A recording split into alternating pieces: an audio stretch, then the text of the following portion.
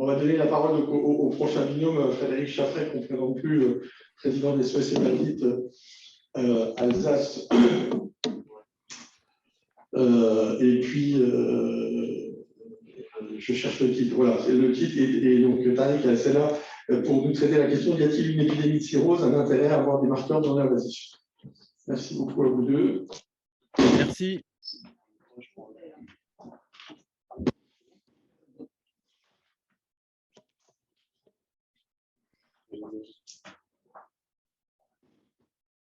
Un autre.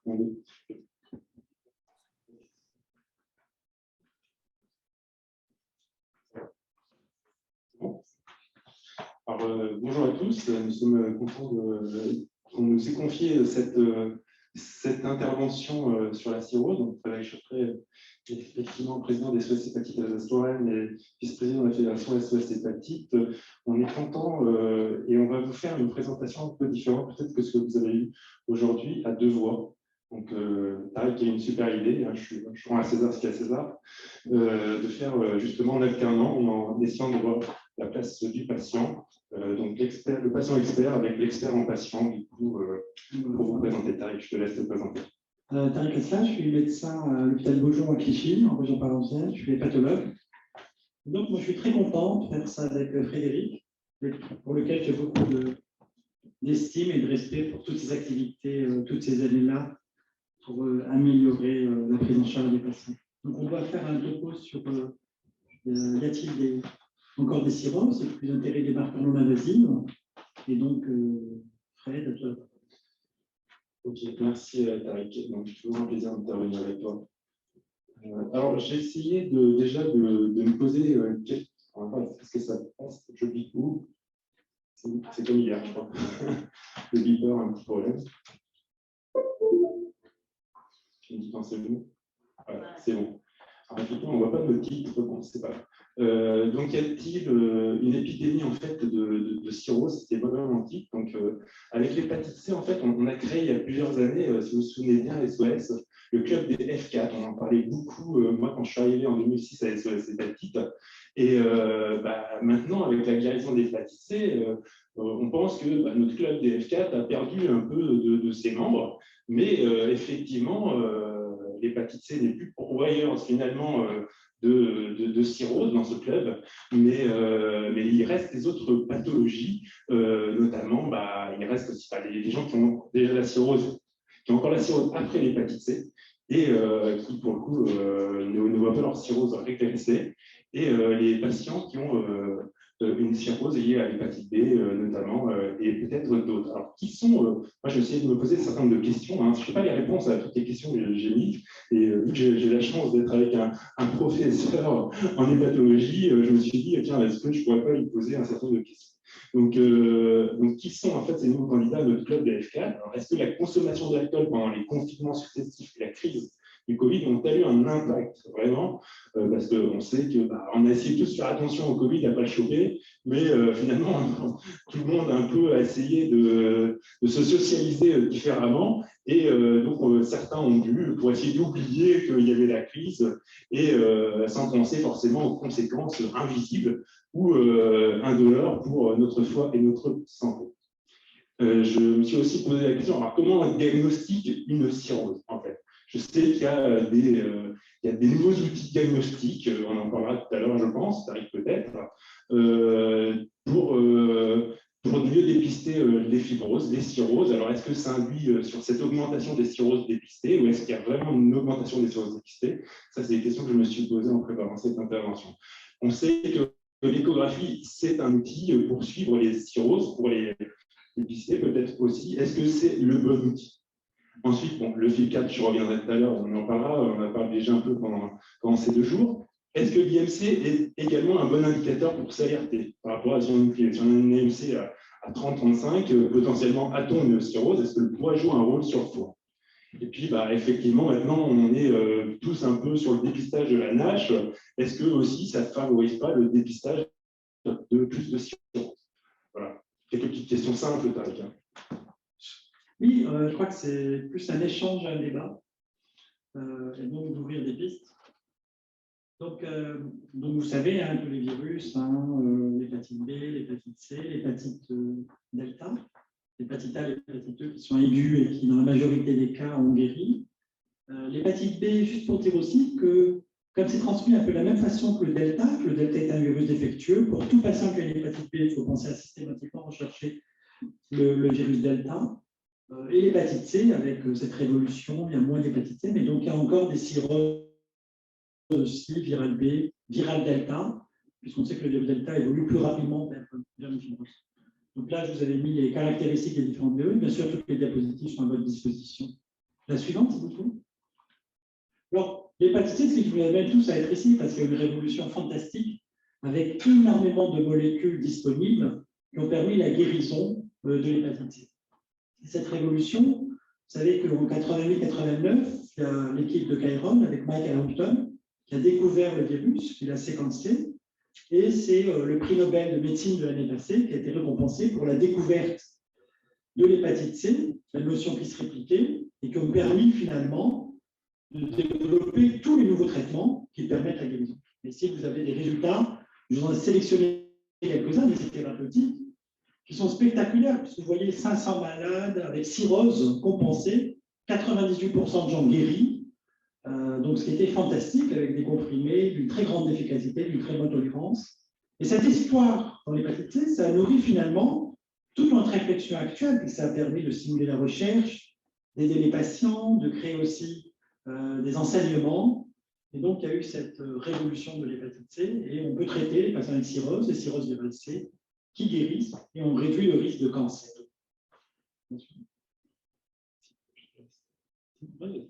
Alors, dans la cirrhose, vous savez, quel que soit l'agent agressif, que ce soit l'alcool, l'obésité, les virus, il y a un risque d'évoluer vers la cirrhose et le carcinome hépatocellulaire. Et on pense que ça dépend aussi du facteur de risque lui-même, de l'intensité de ce risque et de la durée. Si vous consommez énormément d'alcool sur une grande durée, la probabilité est plus élevée de faire une cirrhose. Si vous êtes infecté pendant très longtemps avec un virus D qui réplique, vous avez plus de risques. Et ça peut être aussi synergique, l'association d'une consommation excessive d'alcool, d'un surpoids, d'un virus. C'est les raisons pour lesquelles on recommande à toute personne d'éviter les facteurs associés à une plus grande sévérité de maladie du foie, corriger une obésité, corriger une consommation d'alcool.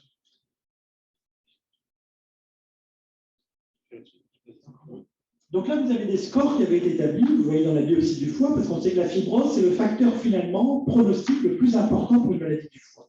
Celui qui a une fibrose importante est à risque de développer un cancer du foie, une décompensation. Vous avez les scores, notamment le score Métavir, établi par Pierre Bénossa, qui était ici hier, qui vous a fait les classifications du LASH. Et vous avez F0 foie normal, F1 fibrose multiple, F2 plus important, F3, F4, F4 cirrhose. Donc on parle aujourd'hui des F4. Le club des F4, les maladies avec F4, et bien sûr, on veut en voir de moins en moins. Mais ces classifications qui ont permis de comprendre un peu l'histoire naturelle des hépatites virales et des maladies chroniques du foie. Alors, on a essayé de voir un peu quel était le poids des maladies chroniques du foie, justement, pour bien comprendre pourquoi il y avait potentiellement une augmentation de cette épidémie de cirrhose, comme dans le titre, comme Pascal nous l'a demandé. Alors, effectivement, on a quand même 4 millions de consommateurs excessifs, donc pas mal d'hépatites alcooliques, 800 000, pas mal aussi de personnes qui ont une NAFLD et d'une NASH. Donc, c'est potentiellement déjà les deux premiers indicateurs qui nous disent qu'on peut avoir, en améliorant du coup le dépistage de ces populations, plus de potentielles personnes cirrhotiques à dépister.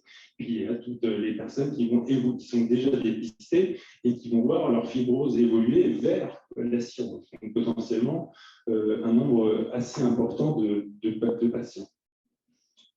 Et on a aussi quand même quelques chiffres sur la cirrhose elle-même. On voit qu'il y a en France, il y a 200 000 personnes qui ont une cirrhose, dont 180 000 d'origine alcoolique, métabolique et virale, qui induisent une mortalité d'environ 10 000 personnes par an, qui est au CHC, un cancer du foie.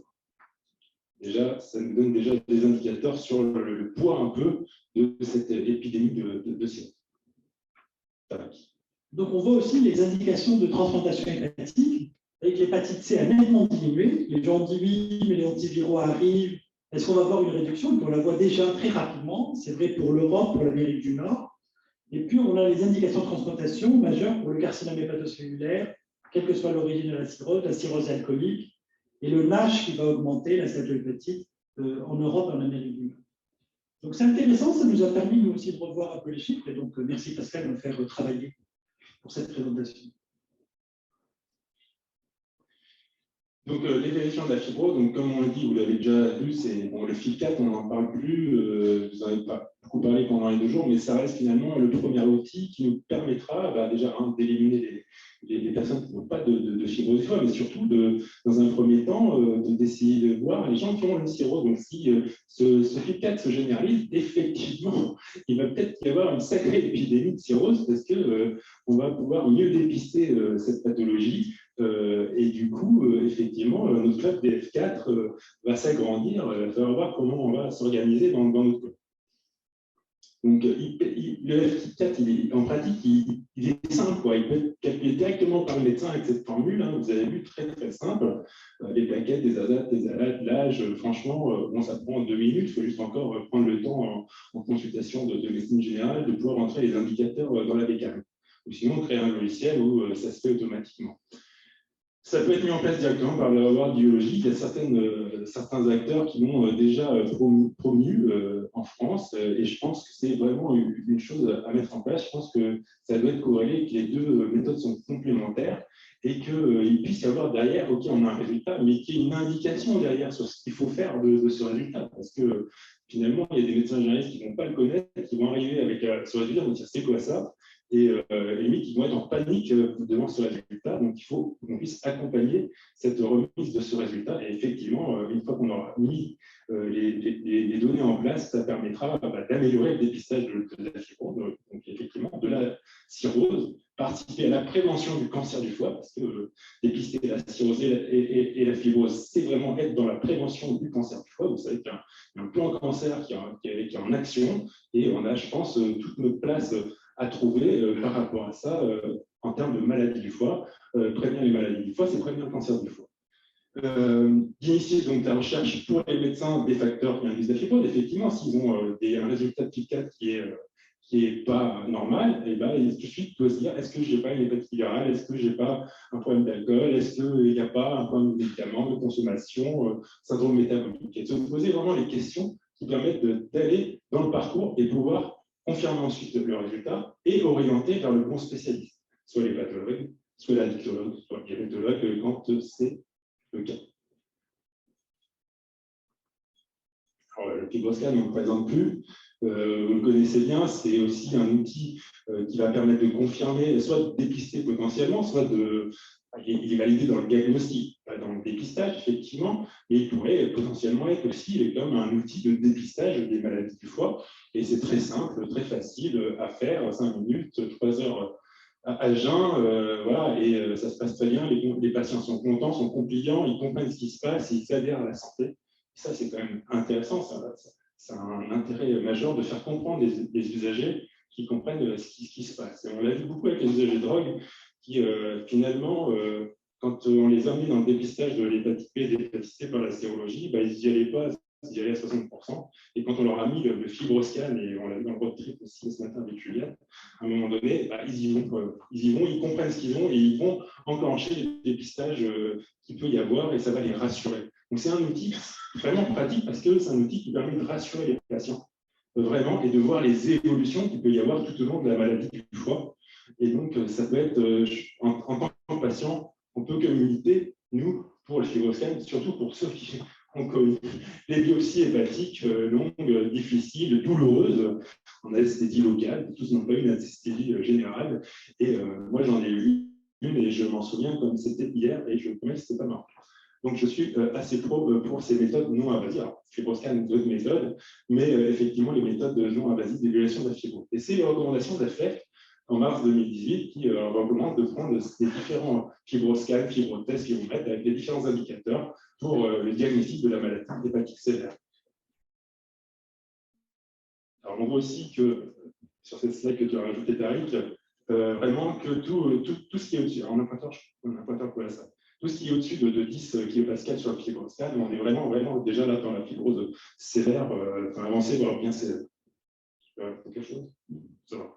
Le médecin a validé. Alors là, c'est pour toi. Alors, finalement, comment savoir si c'est une cirrhose? On a une approche globale. C'est vrai qu'on dit le FIB-4, le fibroscan, tout ça, mais il faut connaître aussi les limites de ces examens. Donc, parfois, c'est vrai que l'interrogatoire, donc une consommation importante d'alcool, la notion d'une hépatite C, d'une hépatite B, la notion d'une cause, c'est aussi en faveur, finalement, d'un possible risque de cirrhose. L'examen clinique, on peut avoir des enveloppes stellaires qui sont des petites taches en étoiles rouges qui montrent des troubles de la perméabilité vasculaire et cutanée. On peut avoir de l'acide, de l'eau dans le ventre. Et donc, l'examen clinique est important s'il y a un foie, une hépatomégalie.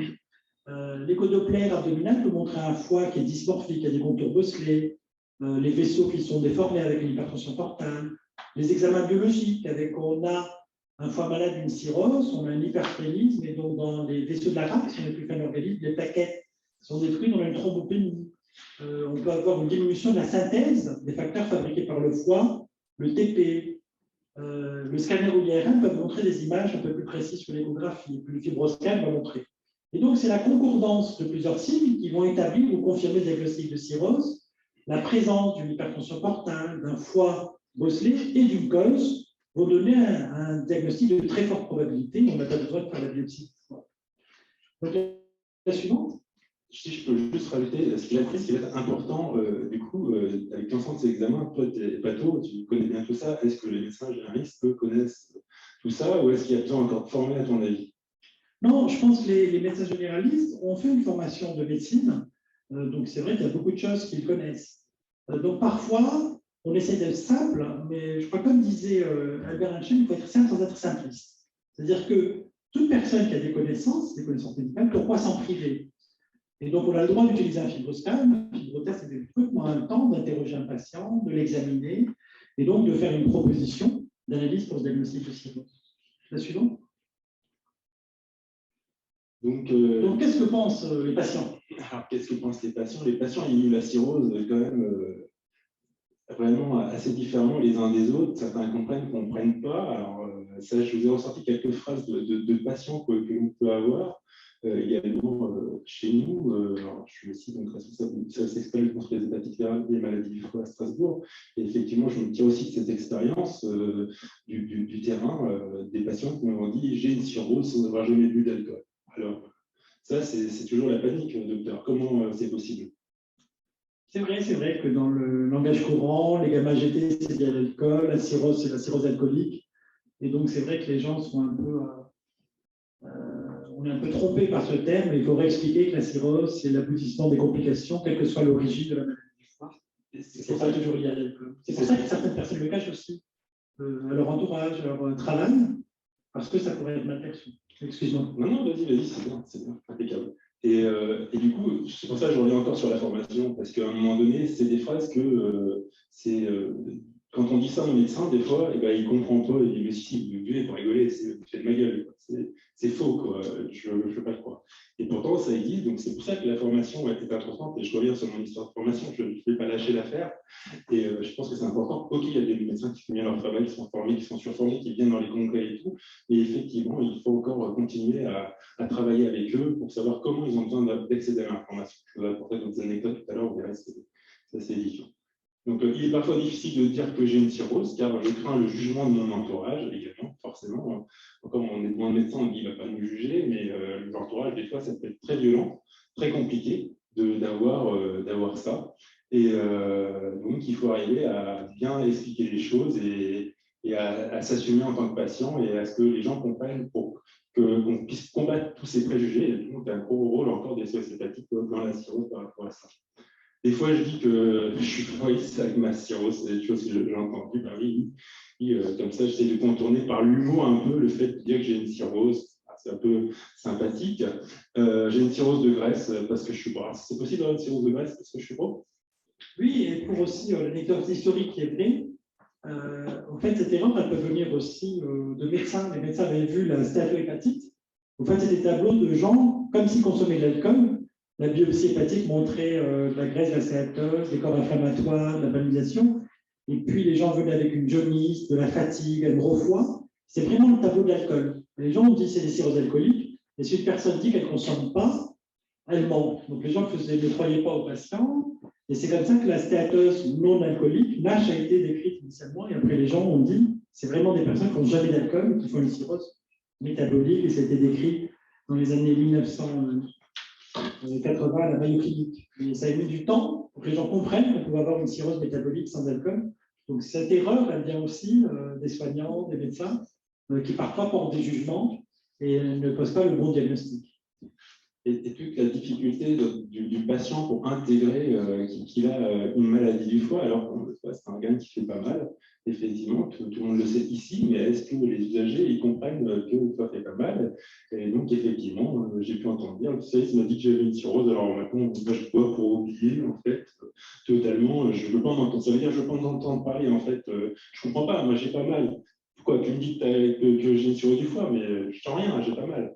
Et ça, c'est vraiment compliqué dans l'accompagnement des patients, et il faut le jeu de l'éducation thérapeutique pour pouvoir accompagner ces cirrhoses. On va mieux dépister les cirrhoses. Donc, je pense qu'il faut, à un moment donné, se poser les questions. OK, on dépiste, c'est cool. Et qu'est-ce qu'il y a derrière? C'est quoi le parcours de soins? C'est quoi l'accompagnement des usagers dans ces nouveaux parcours que l'on essaie de mettre en place? Trouver des cirrhotiques, des NASH et tout, c'est bien. Mais le patient, dans tout ça, il est où? Comment il vit tout ça?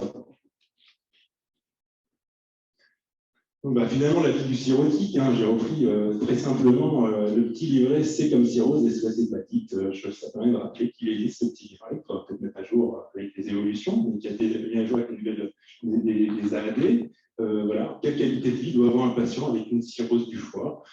Est-ce que doit-on faire attention aux excès, tous les excès, les addictions qui favorisent? De toute façon, essayer de réduire les risques.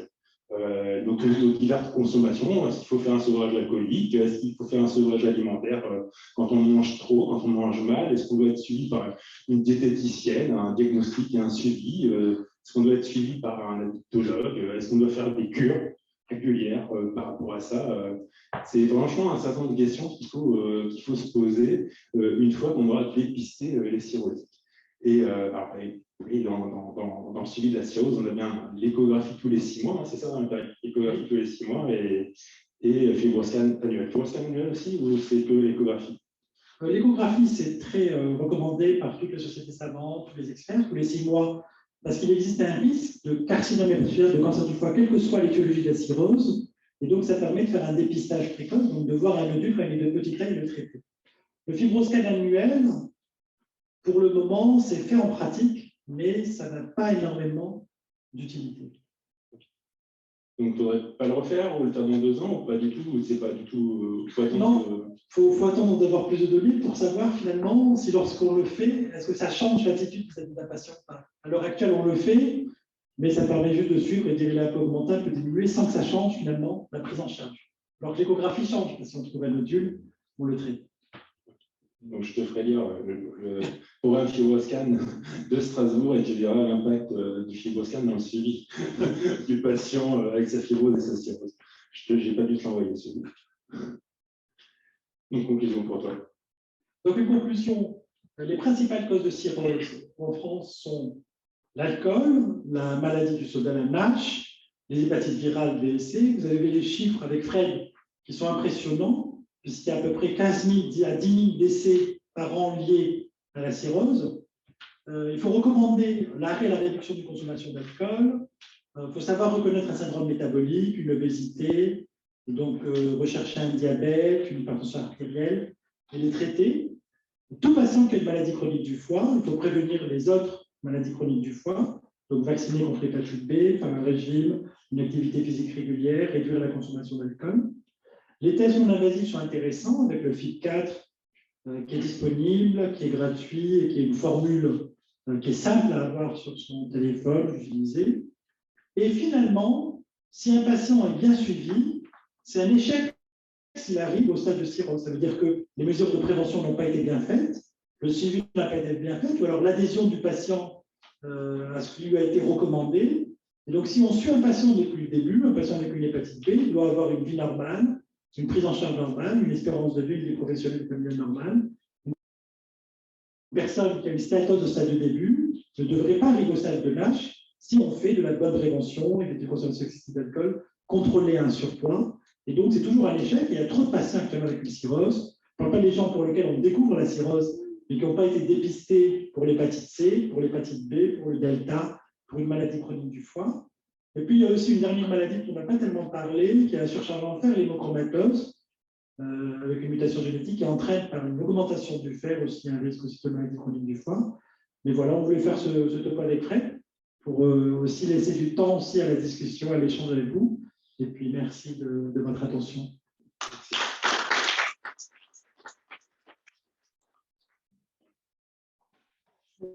Je vous propose une première question à distance. Monsieur Silisili, si vous nous entendez, la parole est à vous.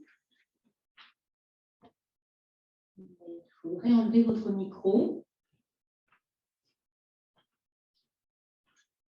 En attendant que vous preniez la parole, je vous pose une question, monsieur Frédéric. Par rapport au suivi des personnes cirrhotiques, est-ce qu'on a des données ou comment faire pour avoir des données? Le suivi dans la vraie vie, il y a les recommandations, mais qu'en est-il dans la donnée, dans la vraie vie, pardon. Alors, dans la vraie vie, ce qu'on sait, par exemple, c'est que tout le monde recommande pour une personne avec une cirrhose de traiter la cause initiale de la cirrhose, quelle qu'elle soit. L'alcool avec l'alcool, l'hépatite B, et puis ensuite, donc, d'éviter les comorbidités et de faire l'échographie tous les 6 mois. L'échographie tous les 6 mois, je crois qu'elle est assez reconnue, recommandée, acquise pour tout le monde. Et peut-être dans la vraie vie, il faut insister sur le côté opérateur dépendant. C'est-à-dire qu'il faut vraiment prendre un radiologue qui a une bonne expertise dans l'échographie hépatique, parce qu'il y a des gens finalement qui vont passer peut-être à côté d'un petit module. Et donc, c'est très important de le faire opérateur dépendant. Donc, c'est un peu pour ma part sur les études qui ont été faites. Il y a beaucoup d'études qui ont été faites en France par le groupe de Jean Verdier sur l'échographie tous les 3 mois ou tous les 6 mois. On voit qu'il n'y a pas de bénéfice à le faire tous les 3 mois. 6 mois suffisent pour dépister un cancer de petite taille et le traiter. Ce qu'on a appris aussi de la vraie vie, c'est que quelquefois, ces échographies ont passé à côté, on les faisait au bout d'1 an, 2 ans, on arrivait sur des cancers trop évolués, où il y avait des patients qui avaient des pertes de chance parce qu'ils ne pouvaient plus avoir un traitement finalement local et le diagnostic était plus avancé. Donc, dans la vraie vie, c'est moins clair que ça le bénéfice à cause de l'application qui n'est pas systématique. Et je passe la parole à Fred, qui peut son expérience aussi. Moi, je parle d'autre chose, en fait.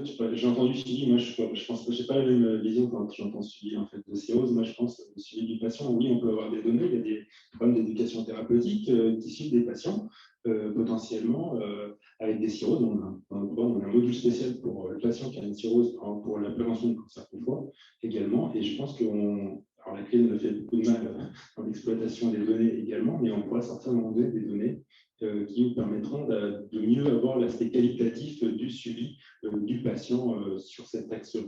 J'essaie d'être un peu différent de ta sur la réponse. Et un dernier truc aussi, c'est que quand on arrive à la cirrhose, on sait que la qualité de vie est nettement réduite. Et donc, en termes de asthénie, de fatigue, de pouvoir de concentration, tout ça, c'est des arguments pour traiter avant qu'une cirrhose s'installe.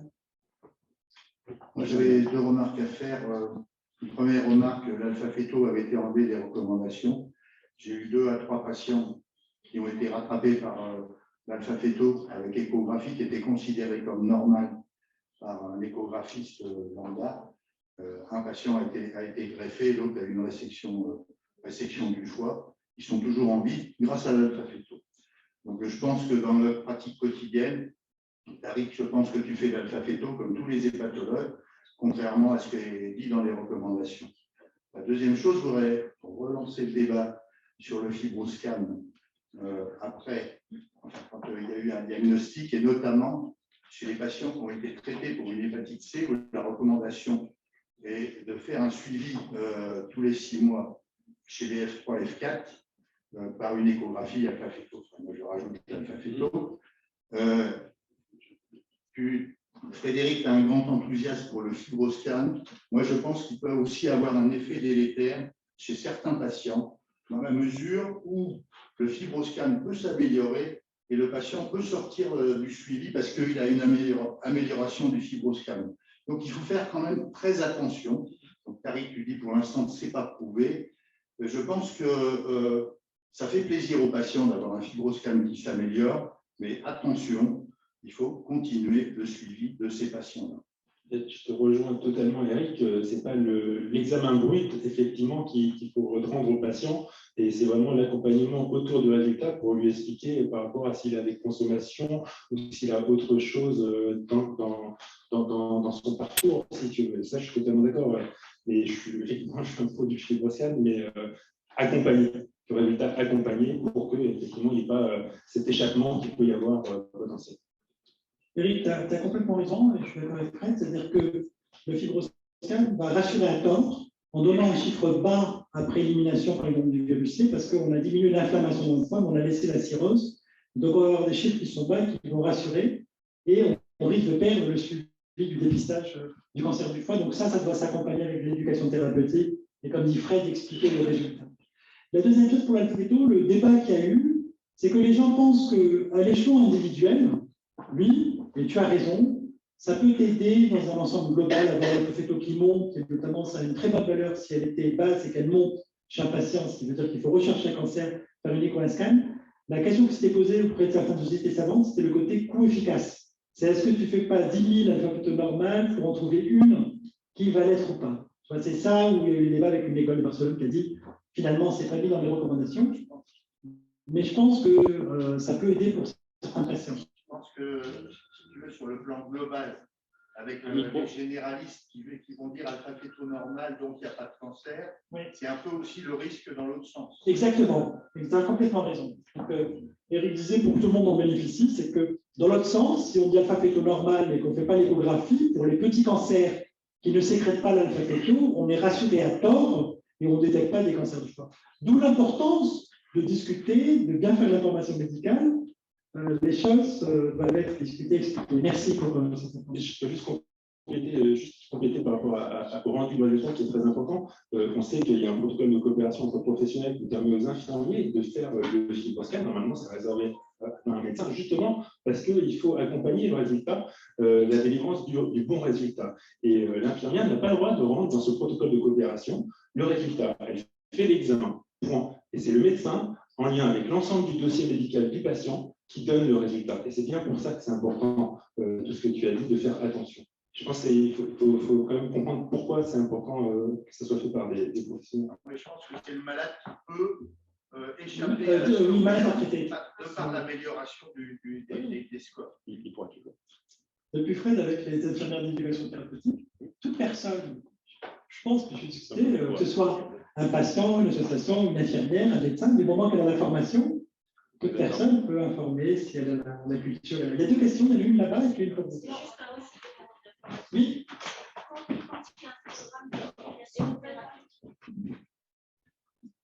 On a 3 questions et encore 9 minutes.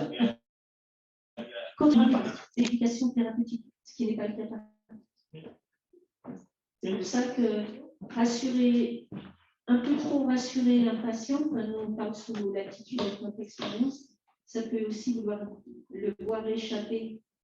Exactement, je suis d'accord avec vous, c'est-à-dire qu'il faut un dénominateur commun, un consensus.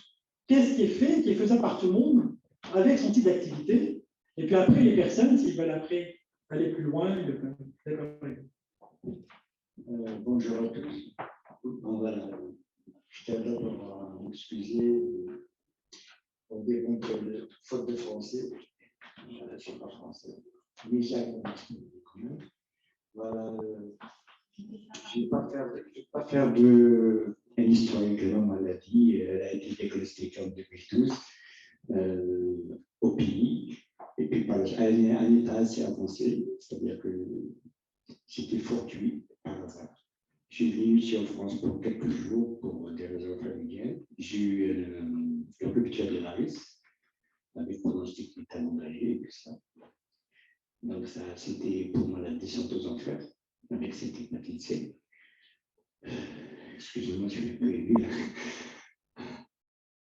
Donc, je vis dans un hôpital et Dieu merci, j'ai pu bénéficier de traitement en 2015. Je suis guéri, mais je suis toujours malade.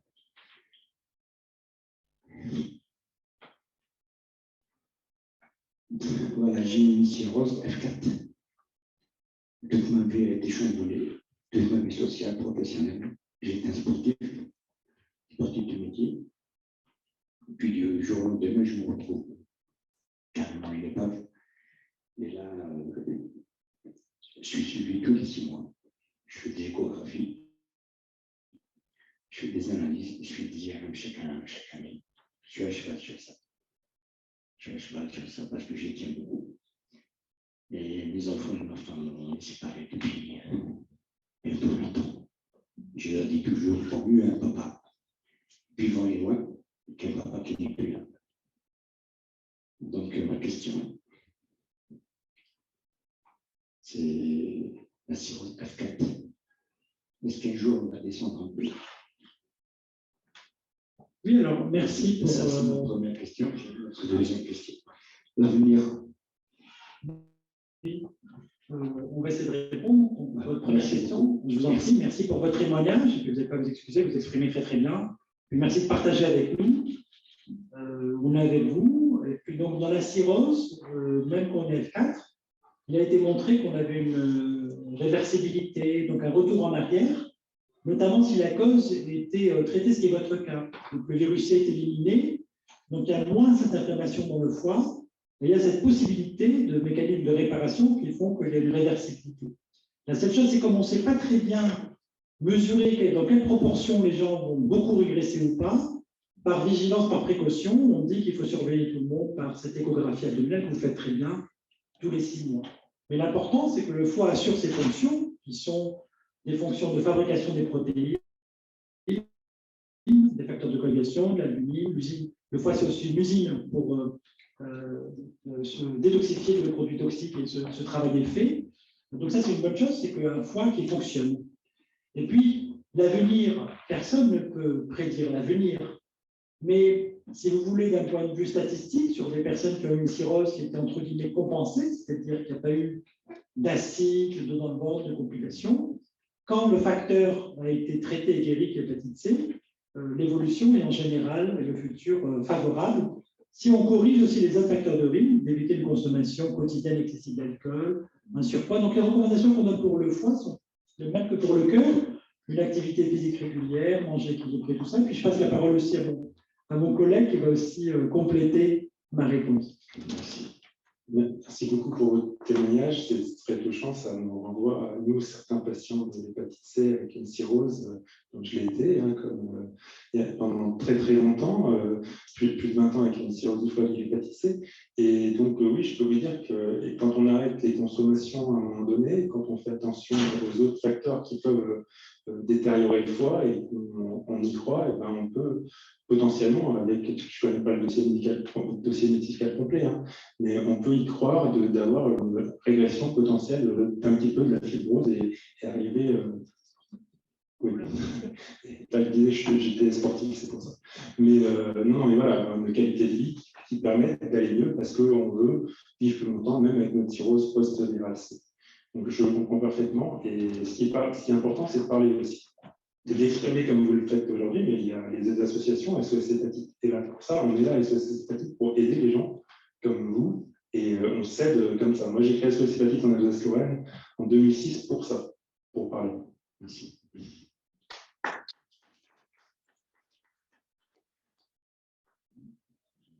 Une dernière question de Karine. La parole est à vous, en ligne. Oui, merci. Bonjour à tous. Moi, je voulais revenir par rapport à cette histoire de fibroscan qui s'améliore et de danger de patients qui baissent un peu les bras. J'ai envie de vous dire, moi, ça me semble être plutôt personne dépendant. Parce que inversement, et c'est mon cas par exemple, quand je vois que je fais des efforts par rapport justement à la perte de poids et autres, et que le fibroscan s'améliore vraiment de façon phénoménale quand je tiens bien et qu'il s'aggrave quand je ne tiens pas, j'ai envie de vous dire, ça peut être aussi un outil qui, au contraire, encourage à continuer à faire des efforts parce qu'on se rend compte que ça s'arrange, quoi. Et du coup, pour moi, c'est un petit peu comme pour l'annonce d'un cancer, alors quel qu'il soit, hein, du foie ou d'autres choses, à un patient. Vous avez des patients à qui vous annoncez ce type de pathologie qui vont complètement baisser les bras. Et puis, vous avez des patients qui, au contraire, vont avoir envie de se battre. Et à mon avis, le FibroScan, au-delà d'un résultat objectif, hein, ça peut être aussi un formidable outil pour encourager les gens en disant, bah, vous voyez, regardez, vous avez fait des efforts, vous buvez moins, vous mangez moins, bah, le résultat, il est positif, quoi. Alors, je voulais vous faire partager. Oui, votre témoignage est intéressant. Le seul problème, c'est que cet examen n'a pas été complètement validé avec une bonne sensibilité spécificité pour affirmer qu'une personne qui maigrit un peu va avoir un fibroscan qui s'améliore. Ça peut aller dans les deux sens. Le fibroscan peut monter un peu, diminuer un peu, on peut prendre l'alcool ou pas. Donc, il n'a pas cette sensibilité. Donc, il a été validé uniquement dans le diagnostic initial d'une maladie grave du foie et avec des très hauts repère, si c'est plus 12 kPa, c'est un facteur de fibrose très avancé, ça fait à 6, il n'y a pas de fibrose, mais il n'a pas cette sensibilité. Donc, ça serait mentir à quelqu'un et lui dire « Ah, votre fibroscan est passé de 9 à 8, c'est super, vous avez bien fait du sport, vous n'avez pas mangé d'alcool ou pas. » C'est rassurer à tort, c'est utiliser un test qui n'a pas été validé pour cette raison. Vous pouvez très bien aussi utiliser n'importe quoi, mais là, il faut que des études soient faites. Et comment on utilise un examen en médecine? Il faut qu'il y ait plusieurs milliers de patients qui aient cet examen avec un suivi et qu'on définisse qu'une diminution de 2, c'est associé à tel bénéfice. Donc là, si vous voulez, c'est comme faire une échographie tous les 2 mois, dire l'échographie normale, c'est super, c'est génial, vous êtes bien, mais ça n'a pas d'utilité en ordre de rassurer faussement un patient et de rassurer faussement un médecin. C'est pour ça que des fois on dit il y a la maladie du point de vue du patient et du point de vue du professionnel. On a fait un fascicule, je crois, avec l'usage de drogue là-dessus, la vision sur la pathologie et la façon dont c'est vécu. Effectivement, on comprend l'aspect médical des choses, mais nous, quand on est patient, on cherche tout ce qui peut nous aider à avancer en fait. Et comme elle le dit, Karine, ça aide à avancer. Alors effectivement, c'est une réduction de 2, ça va surtout au fibroscan de 8 à 2, de 8 à 6, ça ne veut rien dire. C'est qu'il est très bon sur la cirrhose de fibroscan. Et peut-être que si tu as une réduction de 50 à 30, ça sera différent dans le truc, mais on ne sait pas. On ne sait pas là-dessus. Donc, effectivement. Mais c'est motivationnel pour se dire, ouais, c'est bon, je fais des efforts. Est-ce qu'on a le droit d'espérer, en fait? Non, ce n'est pas le droit d'espérer. Je pense que c'est utiliser des outils qui n'ont pas été encore validés ou faits pour ça, et c'est une utilisation inadéquate de l'examen. Si un patient vient vous dire, moi je fais une IRM tous les mois parce que ça me rassure et c'est fantastique, vous pouvez lui dire, bah, si ça vous aide, faites-la. Je crois qu'il faut dire les choses qui sont des bonnes pratiques cliniques. Donc il faut dire, non, le fibroscan n'a pas été validé dans cette indication, on ne connaît pas les résultats d'un patient qui est suivi pour régime, pour peur d'hépatite C, après avoir été traité. Donc si ça fait du bien à une personne ou pas, mais que ça n'a pas de sens, je crois qu'il faut dire les choses. Je crois que les patients, ils veulent un discours de vérité, de l'honnêteté et de trucs scientifiques. Si vous êtes médecin et vous dites, bah, ça vous fait du bien, faites ça comme vous voulez, je pense que ce n'est pas le discours qu'un scientifique, qu'un médecin doit avoir. Et tu as raison, le médecin doit bien avertir sur les limites de ce test par rapport à ça, et ça c'est important.